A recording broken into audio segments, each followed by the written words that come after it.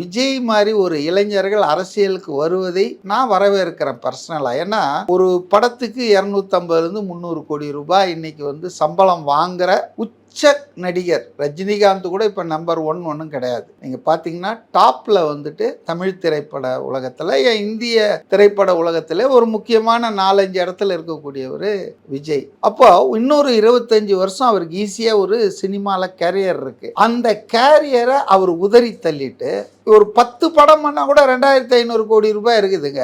அவர் ஒன்றும் மார்க்கெட் போய் வரல. அப்போ அந்த வகையில் மக்களுக்காக பணியாற்றணும், சமூகத்துக்கு சேவை செய்யணும். முதல்ல வருமானத்தை தியாகம் பண்ணுற எண்ணம் வந்திருக்கு. 50 வயசில் வந்திருக்கு. இப்போ கமல்ஹாசன் எத்தனை வயசில் அரசியல் ஆசை வந்தது? அதனால் ஐ அப்ரிஷியேட் விஜய் அது மாதிரி ஜனங்களை கவர்கிற ஒரு ஆல்டர்னேட்டிவ். எல்லாமே ஆல்டர்னேட்டிவ்னு சொல்ல மாட்டேன். அண்ணாமலை தன்னை ஆல்டர்னேட்டிவ்னு சொல்லிக்கிற ஜனங்க ஏத்துக்கிறாங்களா? பாஜகவினுடைய மதவாத அரசியலை அவர் எதிர்ப்பதாக நான் புரிந்து கொள்கிறேன். வணக்கம், இது டைம்ஸ் ஆஃப் இந்தியா சமயம். இந்த நேர்காணலில் நாம் சந்திக்கவிருப்பது அரசியல் விமர்சகர் திரு CK மதிவாணன் அவர்கள். சார் வணக்கம். வணக்கம். இங்கே நாடாளுமன்ற தேர்தல் முடிஞ்சிருக்கு. ஒரு பக்கம் திமுக 40 இடங்கள்லையும் ஜெயிச்ச சந்தோஷத்தில் இருக்காங்க. அதிமுக எதனால் தோத்தோம், அணிகள் ஒன்றிணைமாங்கிற டிஸ்கஷன் ஒரு பக்கம் போயிட்டுருக்கு. 2026 எலெக்ஷனை பற்றியும் பேச ஆரம்பிச்சிட்டாங்க. திமுக அடுத்த இலக்கு அதுதான், உதயநிதியை எலிவேட் பண்ணுறதுக்கான வேலைலாம் நடக்குது. இந்த நேரத்தில் விஜய் அரசியல் கட்சி தொடங்கி உள்ளே வராரு. இந்த தமிழ்நாட்டு அரசியல் சூழலில் ஒரு புதிய கட்சிக்கான தேவை இருக்கா? அதுவும் நடிகர் விஜய் அவர் தமிழ்நாடு அரசியலில் மாற்றத்தை கொண்டு வரணும் அப்படிங்கிற மாதிரியான ஒரு தேவை இருக்கா? தேவை இருக்குங்க. அதாவது எந்த நேரத்திலையுமே ஒரு புதிய கட்சி உருவாவது என்பது தேவை இருக்க தான் செய்யுது. அதை மக்கள் எப்படி வரவேற்பார்கள், அதுக்கு எந்த அளவுக்கு இம்பேக்ட் இருக்குன்றதை இப்போ சொல்ல முடியாது.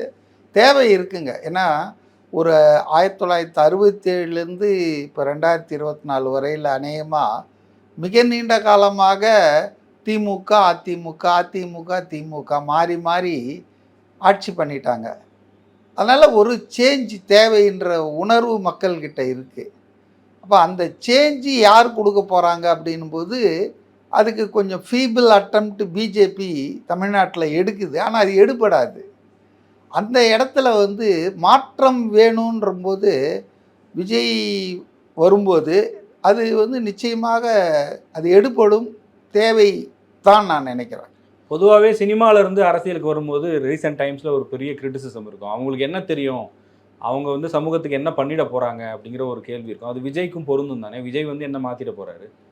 அப்படி பார்த்தீங்கன்னா அண்ணாதுரையிலேருந்து கருணாநிதியிலேருந்து எம்ஜிஆர்லேருந்து ஜெயலலிதாலேருந்து விஜயகாந்த்லேருந்து எல்லாரும் சினிமாலேருந்து அரசியலுக்கு வந்தவங்க தாங்க. நீங்கள் மற்ற மாநிலங்களில் ஒன்றா இந்த சினிமா பற்றியெல்லாம் பேசலாம், கேரளாவை பற்றி பேசலாம், வேறு மாநிலங்கள். ஆனால் தமிழ்நாட்டில் சினிமா துறை என்பது நீண்ட காலமாகவே அரசியலோடு கைகோர்த்து கொண்டு இருக்கிற.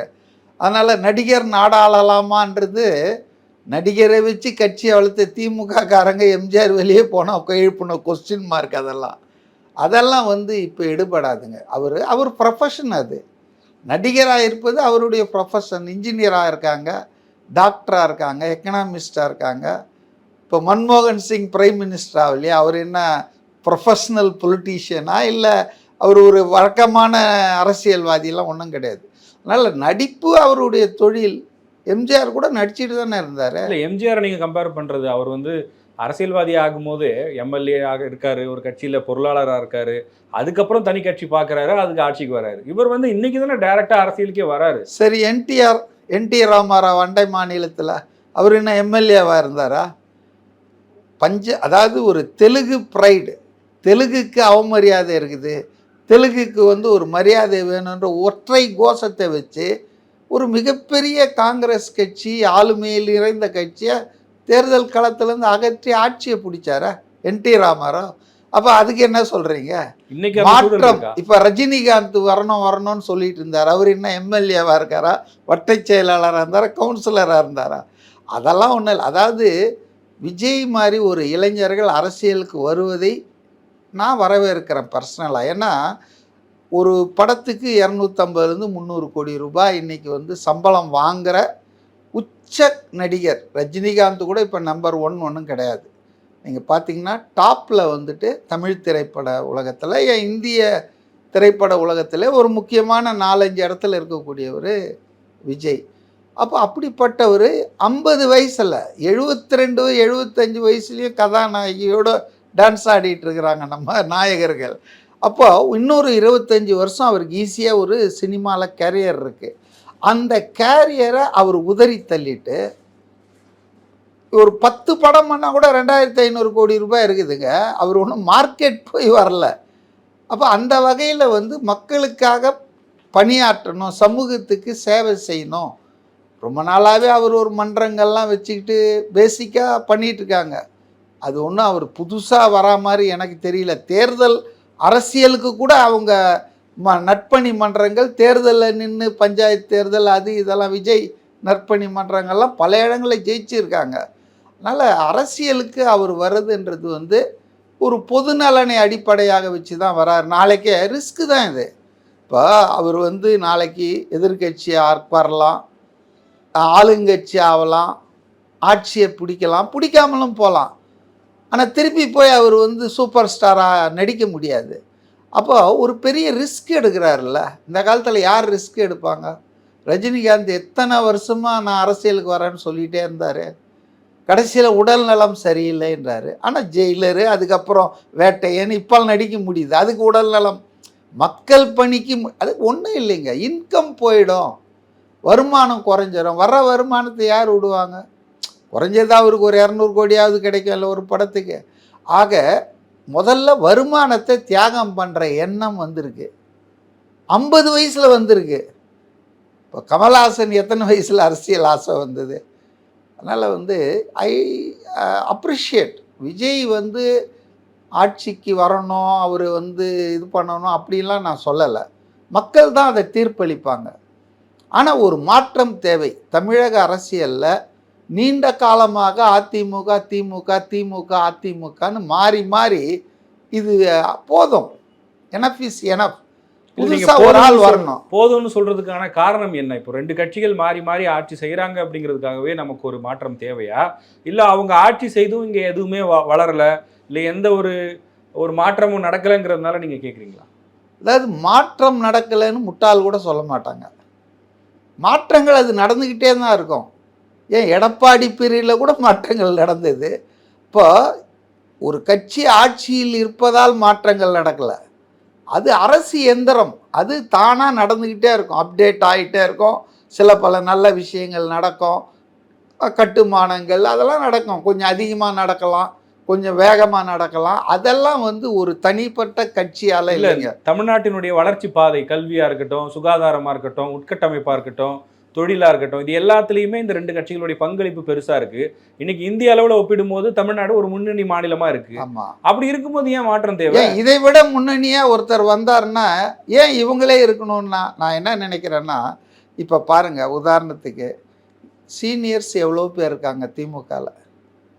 சீனியர்ஸ் எவ்வளோ பேர் இருக்காங்க. துணை முதல்வர் பேர் ஏன் உதயநிதி இது அடிப்படுது? பாவம் துரைமுருகன் என்ன சொல்கிறாரு? கொடுத்தா வேணான்னு வாங்கலான்னு சொல்கிறாரு. அந்த ஆற்றாமையை என்னால் புரிந்து கொள்ள முடியுது. இப்போ இது ஒரு ராங்கான பாலிட்டிக்ஸாக நான் பார்க்குறேன். குடும்ப அரசியல். நான் வந்து ஒரு குறிப்பிட்ட கட்சியை சொல்ல, இது வந்து ஸ்டாலினை நான் குடும்ப அரசியல் கணக்கில் சேர்க்க மாட்டேன். அவர் அடி வாங்கி மிதிப்பட்டு எம்எல்ஏ ஆகி கட்சியில் ரொம்ப நாள் இருந்து இளைஞர் அணியிலேருந்து பக்குவப்பட்டு அவர் வந்தார். அவரை போய் நான் வாரிசு அரசியல் குடும்ப அரசியல் சொல்ல மாட்டேன். பட் நிச்சயமாக உதயநிதி ஸ்டாலின் வந்து என்ன அடிப்படையில் அவர் வந்து அமைச்சர் ஆனார், எம்எல்ஏ ஆனார், இப்போ துணை முதல்வர் ஆகணுன்றாரு, இல்லை அடுத்த முதல்வர் ஆகணுன்றார், கொஞ்சம் சொல்லுங்களேன். இல்லை, மக்களுடைய ஆதரவு இருக்குல்ல, எம்எல்ஏங்கிறது மக்கள் ஓட்டு போட்டு வராரு, அது ரைட்டுங்க. அதே ஆதரவு விஜய்க்கு எம்எல்ஏக்கு இது மக்கள் ஆதரவு ஓட்டு போட்டால் வந்துட்டு போகிறாரு. நாங்கள் தான் இருப்போம் மாறி மாறி நாங்கள், இது என்ன மெத்தடுன்ற? இப்போ 2 கட்சி தான் இருக்கணுன்றது எதாவது சாஸ்வதம் இருக்கா? ஜனநாயகம்ன்றதில் பிளண்டி இருக்கணுங்க, சாய்ஸ் இருக்கணும். இன்றைக்கி சாய்ஸ் இல்லை. வாக்காளர்களுக்கு சாய்ஸ் மக்கள் தேர்ந்தெடுக்கட்டும், ஜனநாயக அடிப்படையில் மக்கள் தேர்ந்தெடுக்கட்டும். ஆனால் சாய்ஸே இல்லாமல் ஒன்று நீங்கள் தேர்ந்தெடுங்க என்ன, இல்லைன்னா அவரை தேர்ந்தெடுங்க, எங்கள் 2 பேரை தவிர்த்து வேற யாரும் புதுசாக வந்துடக்கூடாது. இல்லை, மக்கள் வந்து சாய்ஸை விரும்பலையே. நம்ம 2011 ஒரு 10-20 வருஷம் எடுத்துக்கிட்டா கூட ஆல்டர்னேட்டிவ்ஸ்னு பார்த்தா விஜயகாந்த், கமல்ஹாசன், சீமான் பல பேர் வராங்க. ஆனா மக்களுடைய சாய்ஸ் எய்தர் திமுக இல்ல அதிமுக. இல்லை, ஆல்டர்னேட்டிவ் வந்து கிரெடிட்டபிள் ஆல்டர்னேட்டிவாக இருக்கணும். இப்போ ஒரு கட்சி வந்த உடனே சாய்ஸ்ன்னு நம்ம சொல்ல முடியாதுங்க. அதாவது எம்ஜிஆர் வந்தார், காங்கிரஸ் வர்சஸ் திமுக தான் இருந்தது இல்லையா? 47லேருந்து காங்கிரஸ் 67 வரைக்கும் இருந்தது. அப்புறம் திமுக. எம்ஜிஆர் வந்தார், ஏன் இந்த காங்கிரஸ் வர்சஸ் நாங்கள் 2 பேர் தான் இருக்கணும், புதுசாக ஒரு ஆள் வரக்கூடாதுன்னு சொல்லி மக்கள் உடனே எம்ஜிஆர் அணைச்சிக்கிட்டாங்களே. அதுக்கப்புறம் என்ன நிலைமை இருந்தது? அதனால் வந்துங்க சாய்ஸ் இருக்கணும். ஒருத்தர் புதுசாக வரக்கூடாது. என்ன எல்லாம் ஒன்றும் இல்லையா, நல்லா தானே இருக்குது, புதுசாக இங்கே எதுக்கு வரணும், நாங்கள் நல்லா தானே உங்களை விட நல்லா பண்ணுவாருன்னு நினைக்கலாம். சரி, உங்களை விட அதிகமாக இப்போ எல்லாருக்குமே ஒரு ரிட்டையர்மெண்ட் ஏஜ்னு ஒன்று இருக்குது இல்லை? இப்போ அமெரிக்காலாம் பார்த்திங்கன்னா இன்றைக்கி ஆக்சுவலாக பராக் ஒபாமா ஜனாதிபதி ஆகக்கூடிய சக்தி இருக்குது, ஆதரவு இருக்குது, மக்கள் செல்வாக்கு இருக்குது. ஆனால் அவரால் ஆக முடியாது. ஏன்னா தொடர்ச்சியாக 2 முறை தான் வந்து ஜனாதிபதியாகவோ உதவி ஜனாதிபதியாக ஒருத்தர் இருக்க முடியும். அப்போ அந்த மாதிரி சம் ரெஸ்ட்ரிக்ஷன் இருக்கணும். ஒரே கட்சி 50 வருஷமா 40 வருஷமா மாறி மாறி இருக்குதுன்றது ஜனநாயகத்துக்கே நல்லதில்லை. Leave alone other things. அதனால் ஒரு சாய்ஸு புதுசாக ஒருத்தர் வர்றது ஒன்றும் தப்பு கிடையாதுங்க. திமுக எப்படி வந்து காங்கிரஸை வீழ்த்தி வந்ததோ, அதே போல் அதிமுக எப்படி காங்கிரஸ் திமுக வீழ்த்தி வந்ததோ, அது மாதிரி ஜனங்களை கவர்கிற ஒரு ஆல்டர்னேட்டிவ். எல்லாமே ஆல்டர்னேட்டிவ்னு சொல்ல மாட்டேன். இப்போ அண்ணாமலை தன்னை ஆல்டர்னேட்டிவ்னு சொல்லிக்கிறார், ஜனங்க ஏற்றுக்கிறாங்களா? எம்எல்ஏ ஆக முடியுதா? அதனால் வர்றவங்க எல்லாம் ஆல்டர்னேட்டிவ்னு நான் சொல்ல மாட்டேன். அப்படிப்பட்ட ஒரு ஆல்டர்னேட்டிவ் மக்கள் மத்தியில் வரும்போது மக்கள் தானாக போவாங்க. எப்படி எம்ஜிஆரை எல்லாரும் ஏற்றுக்கிட்டாங்க, காங்கிரஸ் திமுகவை விட்டுட்டு எப்படி எம்ஜிஆர் பக்கம் ரெட்டையில் புது சின்னம் உதயசூரியனும் விட்டாங்க, அப்புறம் காங்கிரஸ் காளை மாட்டு சின்னத்தையும் மறந்துட்டாங்க. அதனால் வந்துங்க மக்கள்கிட்ட நம்ம போகணும். வரக்கூடாது, என்ன தேவை இருக்குதுன்னு ஆர்கியூ பண்ணிங்கன்னா பயப்படுறீங்கன்னு அர்த்தம். புதுசாக ஒரு ஆள் வந்தால் ஏன் பயப்படணும்? அவரை பார்த்து பயப்படக்கூடிய அளவுக்கு இருப்பாங்க. ஒரு 50 வருஷமா இங்கே அரசியலை பார்க்கக்கூடிய ஆளுமைகள்லாம் இருக்காங்க 2 கட்சியிலையும். பயப்படலன்னா ஓப்பனாக இருக்கட்டுமே. அவருக்கு என்ன தகுதி இருக்குது, அவர் என்ன நடிகர் நாடெல்லாம இந்த மாதிரிலாம் பேச வேணாம. Anybody can come. யார் வந்தாலும் நாங்கள் மக்களால் தேர்ந்தெடுக்கப்படுவோம், எங்கள் ஆட்சி தொடரும்னா மற்றவங்களை நீங்கள் வந்து விமர்சனமே பண்ண வேணாம். உங்கள் வேலையை பண்ணிட்டு போங்க. People are ultimate judges. இல்லை, இன்னொரு விஷயம் குறையே இல்லைன்றீங்களா? இப்போ நான் கேட்குறேன் உங்களை திரும்ப, அதிமுக திமுக ஆட்சியில் குறையே இல்லை, நிறைகள் தான் இருக்கிறது, எல்லாம் பக்காவாக ஆயிடுச்சுன்றீங்களா? தமிழ்நாட்டில் இன்றைக்கி எவ்வளோ கடன் இருக்குது தெரியுமா? தமிழ் மாநிலத்துக்கு, அரசாங்கத்துக்கு. அதாவது உள்ளதில் நல்ல மாநிலமாக தமிழ்நாடு இருக்குது. நான் இந்தியா பூரா சுத்தராள். Transport, road, law and order, education, health facility, இதிலெல்லாம் கரப்ஷனில் அப்படி சொல்ல முடியாது. ஊழலில் வந்துட்டு நம்ம மாநிலம் வந்து நல்லா இருக்குதுன்னு சொல்ல முடியுமா? அதனால் வந்துங்க இப்போ பல கோளாறுகள் இருக்குது. இப்போ இன்றைக்கி கூட நான் காலையில் பேப்பரில் படித்தேன், திமுக அதிமுக மாறி மாறி ஆட்சிக்கு வராங்க, திராவிட அரசியல்ன்றாங்க. நான் திராவிட அரசியலுக்கு எதிர் இல்லை, அந்த வார்த்தையை பயன்படுத்துறதால எனக்கு அந்த முத்திரையை குத்த வேணாம். திராவிடர் பாரம்பரியம்ன்றாங்க, சாதி ஒழிப்புன்றாங்க, பெரியார் வழின்றாங்க, எல்லாம் ரைட்டு. தமிழ்நாட்டில் ஆணவ கொலைகள் குறைஞ்சிருக்குதா, கூடியிருக்கா? கொஞ்சம் ஒரு ஸ்டாட்டிஸ்டிக்ஸ் எடுத்து பாருங்கள். ஜாதியின் பேரால் கொலைகள். இன்றைக்கி காலையில் பார்த்தேன், சிவகாசியில் கலப்பு திருமணம் பண்ணியிருக்கான், மணமகனை அந்த பெண்ணுடைய 8 மாதம் கழிச்சு, கல்யாணம் ஆகி 8 மாதம் கழித்து வெட்டி கொண்டிருக்கிறாங்க. அப்போ இப்போ இந்த 2 கட்சிகள் தானே இதுக்கு பொறுப்பு. சமூக நீதி எங்கே இருக்குது? சமூக நீதி நான் கேட்குறேங்க. ஜெயலலிதா ஒரு கட்டத்தில் அந்த ஒரே ஒரு கட்சியில் பொது தொகுதியில் ஒரு தலித் வேட்பாளரை நிறுத்தினாங்க. தலித் எழில்மலைன்றவரை நிறுத்தி திருச்சியில் நாடாளுமன்ற தொகுதியில் ஜெயிக்க வச்சாங்க.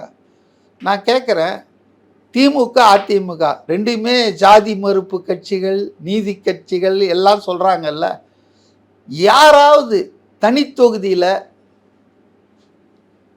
தலித்து இந்த மாதிரி ஆட்களை நிறுத்த வச்சு ஜெயிக்க வச்சுருக்காங்களா? பொது தொகுதியில் கேட்குறீங்க? பொது தொகுதியில். தனித்தொகுதியோடு ஒதுங்கிட வேண்டியது தான். அதே போல் ஒரு தொகுதியில் எந்த ஜாதி ப்ராமினெண்ட்டாக இருக்குதோ அந்த ஜாதி ஆளை தேர்ந்தெடுத்து தான் நிறுத்துகிறாங்க. இது என்ன வகையான அரசியல் மாற்றம்? 50 வருஷத்தில் மாற்றவே முடியாதா? அப்போது தமிழ்நாட்டில் இன்னும் செய்கிறதுக்கு நிறைய இருக்குது. இவங்க செய்யலைன்னு சொல்ல, போதலைன்னு சொல்கிறேன். இன்னும் பல இடங்கள் இருக்குது, கேப் இருக்குது. அதை புதுசாக வர ஆள் செஞ்சுட்டு போட்டோமே. ஏன்னா யூ ஹவ் ஃபெயில்டு. 50 வருஷத்துக்கு மேலே ஆட்சி பண்ணியும் மாறலைன்போது வேற ஒரு ஆள்கிட்ட சான்ஸ் கொடுங்களேன். இல்லை, அங்கே ஒரு கேள்வி வருது. நான் அந்த லாஸ்ட் 20 இயர்ஸ் வச்சே நான் சொல்கிறேனே, விஜயகாந்த் ஒரு ஆல்டர்னேட்டிவாக வராரு, கடைசியில் திராவிட கட்சிகளை நோக்கி போகிறாரு. கமலஹாசன் ஆல்டர்னேட்டிவாக வராரு, திராவிட கட்சியை நோக்கி போகிறாரு. இப்போ சீமான் மட்டும்தான் அப்படி எதுவும் போகாமல் இருக்கார் வந்தது வரைக்கும். அப்படி இருக்கும்போது விஜயே வராரு, ஒரு தேர்தலில் மக்கள் அவரை ஆதரிக்கிறாங்க அப்படின்னாலும் அவரும் கடைசியில் இங்கே தான் போய் நிற்பார் அப்படிங்கிற ஒரு அச்சம் மக்களுக்கு இருக்கு. மக்களுக்கு அச்சம் இருக்குதுன்னு சொல்ல வேணாம், உங்களுக்கு ஒரு எண்ணம் இருக்குன்னு சொல்லுங்கள். ஏன்னா மக்கள் என்ன நினைக்கிறாங்கன்றத நம்ம முடிவு பண்ணுற நிலையில் யாருமே இல்லை. 400க்கு மேல் ஜெயிப்பேன்னு மோடி சொன்னார். கடைசியில் அவருக்கு பெரும்பான்மையை கொடுக்கல மக்கள், இல்லையா? ஆனால் மக்கள் மனசை சரியாக புரிஞ்சுக்கிற அளவுக்கு இன்னும் யாரும் இருக்கிறதா எனக்கு தெரியும். அங்கே போய் நிற்க மாட்டாருன்னு என்ன உத்தரவாதம்ன்ற கேள்வி இயல்பா. எதுக்கு உத்தரவாதம்? அவர் நிற்கும் போது அது அவருடைய விதின்னு அது போகிறாரு. இப்போது நான் மையம்னாரு கமலஹாசன், கடைசியில் ஒரு மாநிலங்களவை உறுப்பினருக்காக கட்சியை அடமானம் வச்சுட்டாரு. இப்போ அவரை நம்பி வந்தாங்களே ஒரு மாற்றம் என்ன ஆச்சுங்க? அப்படியே காலம் நகர்ந்து போகும். அதுபோல தான் விஜய் அந்த மாதிரி பண்ணாருன்னா அதனுடைய பலனை அவர் எதிர்பார்க்க போகிறார், அதை அனுபவிக்க போகிறாரு. ஆனால் அவர் அப்படி நடக்கலாம், அப்படி செய்யலாம், ஆகவே இவங்க 2 பேருமே இருக்கலாம்னா நான் சொல்கிறேங்க, இன்றைக்கி திமுகவுக்கும் அதிமுகவும் பெரிய வித்தியாசம் இல்லைங்க. இண்டிவிஜுவல்ஸ் தவிர என்ன பெரிய வித்தியாசம்? இன்றைக்கி இவ்வளோ பேசுகிறாங்களே பாஜக எதிர்ப்பு, நாங்கள் தான் வீரியம்னு. இவங்க 2 பேரும் பாஜகவோட கூட்டணி வைக்காமல் இருந்திருக்காங்களா? வாஜ்பாய் நல்ல மனிதர், a good man, right man in the wrong பார்ட்டின்னு சர்டிஃபிகேட் கொடுத்ததே கலைஞர் கருணாநிதி தானே. வாஜ்பாயை தமிழ்நாட்டில் கொண்டு இந்த பிஜேபி சாமியார் கட்சியை வளர்த்து விட்டதே திமுக தான். இன்றைக்கி என்னவோ அண்ணா திமுக அடிமை ஆட்சினாங்க. இப்போ அவங்க வந்துட்டா இல்லை அது நாடகம்ன்றாங்க. எல்லாமே நாடகம்தான். அதாவதுங்க, அதிமுக திமுகவை பாஜக எதிர்ப்பில் நான் ஒரே கல்லில் தான் வைப்பேன். நான் அவங்க 2 பேருமே மாறி மாறி பாஜகவை வளர்த்து விட்ருக்காங்க. அதனால் அது ஒன்றும் பெரிய இது நான் சொல்லலை. ஸோ இவரை பொறுத்தவரையில், விஜயை பொறுத்தவரையில் நான் என்ன வேறுபாடாக பார்க்குறேன்னா, பிறப்போக்கும் எல்லா உயிருக்கும் சொல்லி எடுக்கும்போதே இந்த சாதி மதத்தை சாடுகின்ற அவர் என்ன பண்ண போகிறாருன்னு பின்னால் பார்க்கணும். ஏன்னா அவர் கையில் அதிகாரம் இல்லை, அவர் கையில் ஆட்சி இல்லை. இவங்க கையில் ஆட்சி அதிகாரம் இருந்தும் ஆணவ கொலைகள் நடக்கின்றன, சாதியின் பெயரால் எல்லாம் நடக்குது, ரெட்டை டம்ளர் முறை கோலையில் கொடுக்கறது நடக்குது, எல்லாம் நடந்துகிட்டு தான் இருக்குது. இதுக்கு 50 வருஷம் போதாதுங்கலாம் சொல்ல முடியாது. எத்தனை மாவட்ட செயலாளர்கள் தலித்து இருக்காங்க 2 கட்சியிலையும்? சொல்லுங்கள். சமூக நீதி. அதனால் போதாமை இருக்குங்க 2 கட்சியும். அதை புதுசாக வர ஒரு செய்வார்னு எதிர்பார்க்குறாங்களா ஜனங்க? நான் எதிர்பார்க்குறேன். ஓகே, நடக்கட்டுமே. அப்போது விஜயினுடைய கொள்கை பிரகடனங்கள்லேருந்து பப்ளிக்காக இன்னும் அவர் வரணும், கொள்கையெல்லாம் என்னென்னலாம் சொல்லணும், மக்கள் அதை ஏற்றுக்கணும், அதெல்லாம். ஆனால் ஒரு துவக்கத்தில் பாஜகவினுடைய மதவாத அரசியலை அவர் எதிர்ப்பதாக நான் புரிந்து கொள்கிறேன். சாதியின் பெயரால் நடக்கிற அவலங்களை எதிர்ப்பதாக நான் புரிந்து கொள்கிறேன். கல்விக்கு இளைஞர்கள் கல்வி கற்க வேண்டும், கல்விக்கு மிகப்பெரிய இடத்தை தரணும் அப்படின்றத அவர் விரும்புகிறதா நான் பார்க்குறேன். இப்போ இதெல்லாம் நடக்கட்டுமே, தப்பு இல்லையா? ஒரு ஆள் வர்றது பழையன கழிதலும் புதியன புகுதலும் அது சரியா? இல்லை கலைஞர் கருணாநிதி, மு.க. ஸ்டாலின், உதயநிதி ஸ்டாலின், அப்புறம் இன்பநிதி ஸ்டாலின் இப்படி போகிறது நல்லதுன்றீங்களா? ஜனநாயகத்துக்கு எது நல்லதுன்னு சொல்லி நீங்கள் நினைக்கிறீங்க? நான் இது ஜனநாயகத்துக்கு நல்லது இல்லைன்னு நினைக்கிறேன். விஜய்க்கு இப்போது ஒரு பொதுவான ஒரு அபிப்பிராயம் இருக்கும். அவர் நடிகர் அப்படிங்கிறதுனால அவருக்கு இந்த மாநிலம் குறித்த தேவைகளோ அல்லது சமூக நீதி பார்வையோ அது இருக்குமா? அவர் ஒரு பிஜேபிக்கு பி டீமாக மாறிடுவார் அப்படிங்கிற விமர்சனங்களையும் வைக்கிறாங்களே அவர் மேலே. பிஜேபியோட ஏ டீமாக இருந்தவங்க தானுங்க இவங்கெல்லாம். யார் பிஜேபி? அதாவதுங்க, கம்யூனிஸ்ட் கட்சிகள் கூட ஒரு கட்டத்தில் இந்த ஆர்எஸ்எஸ் ஜனசங்கத்தோட கூட்டணி வச்சுருக்காங்க. அப்படி பார்த்தா பிஜேபியை கடுமையாக எதிர்க்கிற ஒரே கட்சி இன்னைக்கு இந்தியாவில் காங்கிரஸ் கட்சி தான். அந்த ஒரு கட்சி தான் கன்சிஸ்டண்ட்டாக பிஜேபி ஆர்எஸ்எஸ் ஐடியாலஜியை எதிர்த்த கட்சி. ஈவன் விபி சிங் பிரதமர் ஆகும்போது இந்த பக்கம் பிஜேபி, இந்த பக்கம் சிபிஐ சிபிஎம் முட்டு கொடுத்து தான் விபி சிங்கை ஆதரிச்சிட்டு இருந்தாங்க. அதே போல் உத்தரப்பிரதேசத்தில் காங்கிரஸ் ஃபஸ்ட்டு இது பண்ணும்போது அந்த கூட்டணி ஆட்சியில் பிஜேபியும் இருந்தாங்க, ஆர்எஸ்எஸ் இருந்தாங்க, ஜனசங்கமும் இருந்தாங்க. பிஜேபி கிடையாது அப்போ, ஜனசங்கம். அதனால் கம்யூனிஸ்டுகளுக்கே கூட பாஜக எதிர்ப்பை பற்றி பேசுறதுக்கு கொஞ்சம் உரிமை இல்லைன்னு தான் நான் நினைக்கிறேன். உரிமை உள்ள ஒரே கட்சி காங்கிரஸ் கட்சி தான். அதனால் சும்மா யாராவது பேசினா இவன் பி டீம், இவன் சி டீம், அவன் ஏ டீம்ன்றது இவங்க என்ன டீமாக இருந்தாங்க? வாஜ்பாய் அமைச்சரவையில் இல்லையா? முரசொலி மாறனும் டிஆர் பாலுவும் எவ்வளோ நாள் இருந்தாங்க? காங்கிரஸ் அமைச்சரவையில் இல்லையா? ஐக்கிய முன்னணி அரசு அமைச்சரவையில் இல்லையா? திமுக எந்த அமைச்சரவையில் இல்லைங்க. என்னங்க இது கொள்கை? மத்திய ஆட்சியில் இருப்பதே ஒரு கொள்கையா? நீங்கள் நல்லா கவனிங்க. 3வது அணி ஆட்சி அமைச்சாலும் திமுக அமைச்சர்கள் இருக்காங்க, பாஜக ஆட்சி அமைச்சாலும் தேசிய ஜனநாயக கூட்டணியில் இவங்க இருக்காங்க, ஐக்கிய முற்போக்கு கூட்டணியில் இவங்க. இப்போ இவங்க என்ன கன்சிஸ்டன்சி கொள்கை, எப்படி இவங்க தொடர்ந்து பதவியில் இருக்க வேண்டும் என்பதை தவிர திமுக வேற என்ன இருக்குன்னு நான் நினைக்கிறேன். அதனால் பாஜகன்ற பூச்சாண்டியை காட்ட வேணாம். தமிழ்நாட்டில் மக்கள் புத்திசாலிகள், பக்தி உள்ளவர்கள், இந்துக்கள், மத நம்பிக்கை உள்ளவர்கள். ஆனால் பாஜகவின் மதவெறிக்கு ஆளாக மாட்டாங்க. அதனால தான் அந்த சாயம் விஜய் மேல அந்த சாயத்தை பூசுவதற்கான நோக்கம் என்ன? அவரை அப்படிதானே இங்க பேச ஆரம்பிச்சிருக்காங்க. ஏங்க, அவர் எச் ராஜா ஆரம்பத்தில் என்ன சொன்னார்? ஜோசப் விஜய்ன்னு சொன்னார். அவர் ஜோசப் விஜய்னு எத்தனை பேருக்கு தெரியும்? அதனால் பாஜகவுக்கு அவர் ஆதரவாக போனார்னா அவரை ஜனங்க நிராகரிக்க போகிறாங்க. ஏன்னா தமிழ் மக்கள் புத்திசாலிகள், அறிவாளிகள்.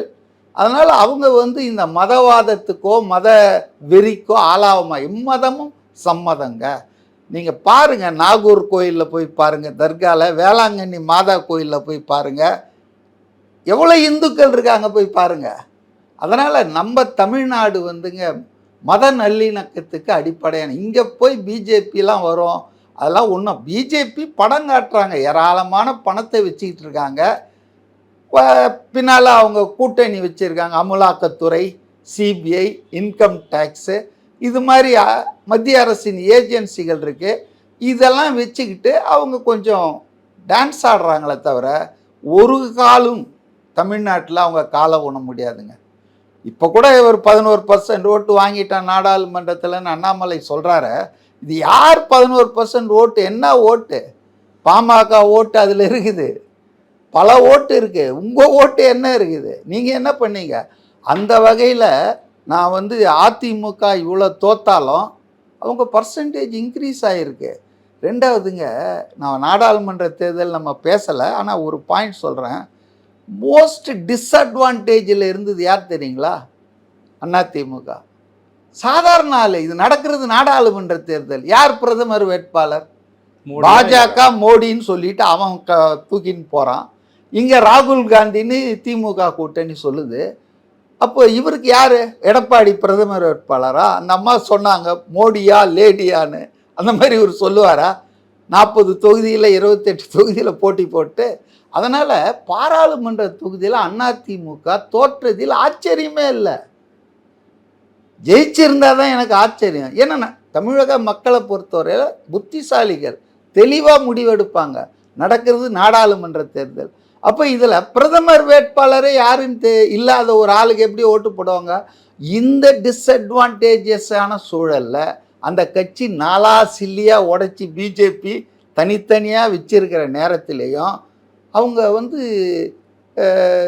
ஓட் பர்சன்டேஜ் 1% இருக்கலாம், 1.5% இருக்கலாம், அவங்க உயர்த்தி இருக்காங்கன்னு சொன்னால் அதை நான் சாதாரணமாக பார்க்கல. அதனால் அதிமுக திமுக அடுத்த பெரிய கட்சி. பாஜக என்ன காண மயில் இருக்க கண்டிருந்த வான்கோழி என்ன தொகை விரித்து ஆடினாலும் அது வான்கோழி தான். அதனால் அது ஒரு ஆல்டர்னேட்டாக வர முடியாது. ஆனால் Vijay because of is mass following, popularity, age factor, அவர் பண்ணியிருக்கிற பல நல்ல காரியங்கள், அப்போ இது ஒரு சேஞ்ச் வேணும்னு நினைக்கிறவங்களுக்கு அவர் ஒரு அட்ராக்ஷன் ஆகலாம்.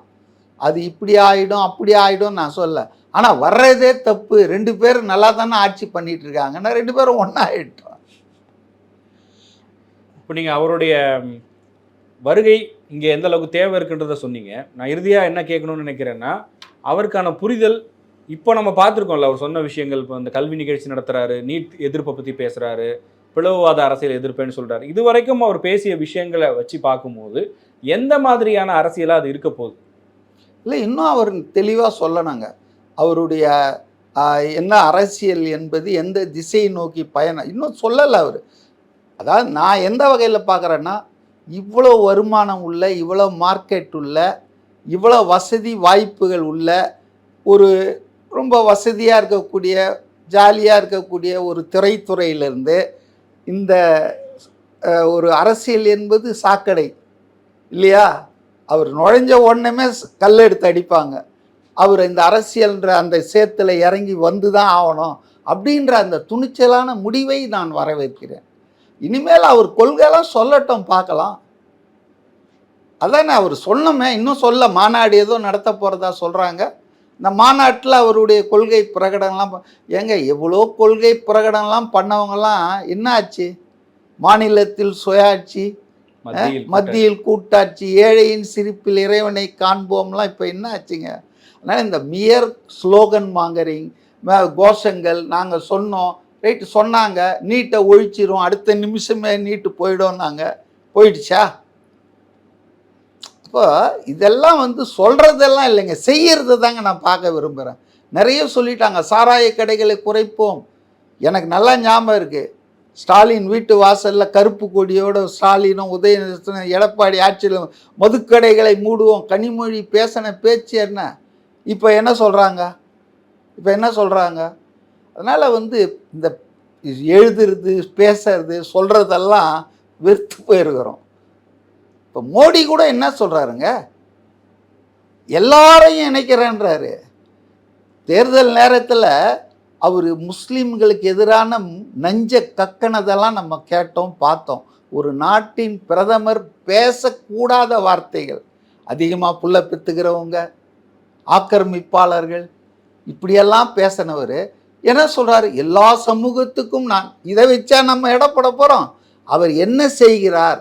இப்போ நான் அந்த யோகி என்ன சொல்கிறாரு, யூபியில் அந்த சிவபக்தர்கள் யாத்திரை போகிறாங்களா, கன்வார் ராலி, அங்கே வச்சிருக்கிற பொட்டி கடைக்காரங்க கூட பேர் எழுதணுன்றாங்க. எதுக்கு பேர் எழுதணும்?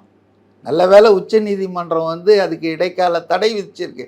அப்போ மதங்களின் பெயரால், ஜாதிகளின் பெயரால் அரசியல் நடத்துகிறவங்க கூட ரொம்ப பெரிய மகாத்மா மாதிரி பேசிக்கிறாங்க. ஆனால் நீங்கள் என்ன செய்கிறீங்கன்றதை பொறுத்து தான் நம்ம தீர்ப்பு சொல்ல முடியும்.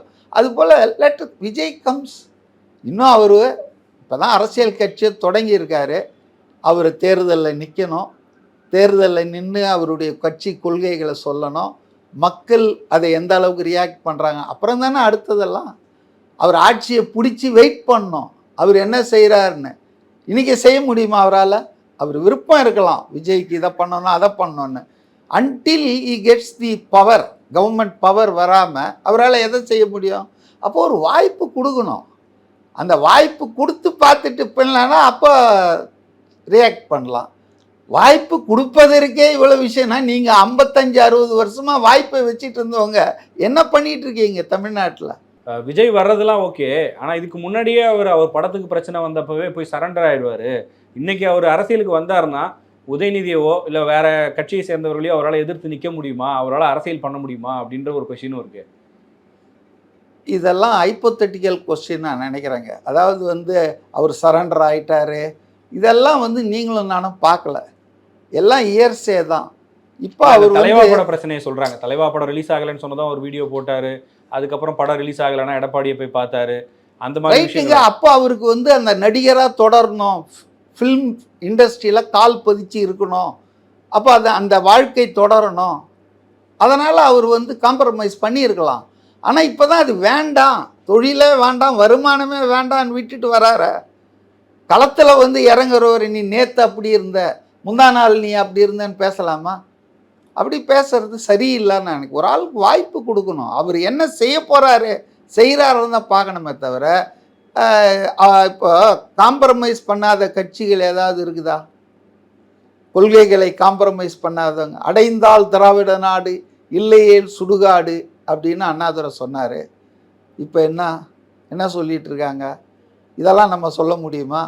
ரூபாய்க்கு 3 படி, லட்சியம், 1 படி லட்சியம், 3 படி, 3 படி லட்சியம், 1 படி நிச்சயம். 67 நான்லாம் அப்போ கல்லூரி மாணவனாக இருக்கிறேன். அப்படி கொடுக்கலன்னா முச்சந்திலே நிறுத்தி சவுக்கால என்ன அடிங்கன்னு அண்ணாதுரை சொன்னார். ஜனங்க நம்பினாங்க, ஓட்டு போட்டாங்க. ஆனால் 1 வருஷத்துலேயே ஒன்றும் பண்ண முடியல, கைவிட்டாங்க. அதனால் வந்துங்க, பேசுவது வேற, ஆட்சியில் வந்து உட்காந்து அங்கே இருக்கக்கூடிய ப்ளஸ் மைனஸ், அங்கே இருக்கக்கூடிய லிமிட்டேஷன்ஸை வச்சு ஒரு ஆள் செய்கிறத வச்சு தான் அவர் சாதனையாளரா இல்லைன்றதை நம்ம பண்ணுவோம். அப்போ let Vijay comes first openly. அதுக்கு முன்னாலே அவர் என்ன பண்ணார், சின்ன பையனாக இருக்கும்போது கல்லூரியில் படிக்கும்போது அவர் அதை பண்ணார், அவர் இதை செய்தார், அந்த கதையெல்லாம் இப்போ பேசக்கூடாது. அரசியலுக்கு வரட்டும், அவர் என்ன கொள்கை பின்பற்றுறாரு பார்க்குறோம். இதெல்லாம் ஜனங்க ஆதரிச்சா தானேங்க நடக்க போகுது. டெஃபினட்டாக ஜனங்க ஆதரித்து அவரை வந்து ஆட்சிக்கு வர வச்சா கேள்வி கேட்கலாம். அதனால் ஒரு ஆள் புதுசாக, நீங்கள் என்ன கேட்டீங்க தேவை இருக்குதான்னு, தேவை ரொம்ப இருக்குது. என்ன கேட்டால் காங்கிரஸே அந்த முயற்சியை பண்ணியிருக்கணும். Congress has committed a big mistake. பார்லிமெண்ட்டில் வந்து மெஜாரிட்டி வந்தால் போதும்னு மாநில கட்சிகள், மாநில உரிமைகள் எல்லாம் அவங்க விட்டாங்க. அதன் விளைவு தான் உத்தரப்பிரதேசம், அதன் விளைவு தான் பீகார். புரியுதுங்களா? அதனால் காங்கிரஸ் பண்ணியிருந்தால் இந்த பிரச்சனை இருந்திருக்காது. நடுவில் எம்ஜிஆர் வந்து காலி பண்ணிட்டாரு அந்த வாய்ப்பை. அதனால் விஜய் வர்றதுக்கு தேவை இருக்குது. Let us have some change. மாற்றம் என்பதை தவிர மாறாதது எதுவுமே இல்லை. அதான் என்னுடைய எண்ணம். நன்றி. Thank you sir.